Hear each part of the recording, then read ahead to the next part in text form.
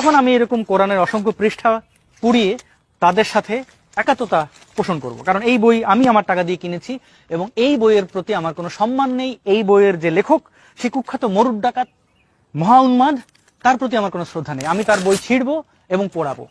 দেখি আপনারা বই ছেঁড়া এবং পোড়ানোর উদাহরণ যেটা তৈরি করেছেন সেটা আপনারা কতদূর বাস্তবায়ন করতে পারেন। আপনারা অন্যের দিকে ঢিল ছুড়বেন, সমাজে ঘৃণা ছড়াবেন এবং আশা করবেন আপনাদের সাথে এটা হবে না। এটা তো খুবই ভুল।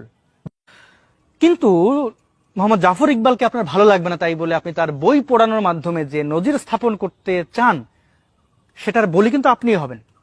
যেমন আমার কাছে এরকম অসংখ্য বই আছে 1400 বছর আগের একজন মরুদ ডাকাত লিখেছিল এই পুস্তকগুলো, এবং এই পুস্তক আমার কাছে কোনো মূল্যই রাখে না।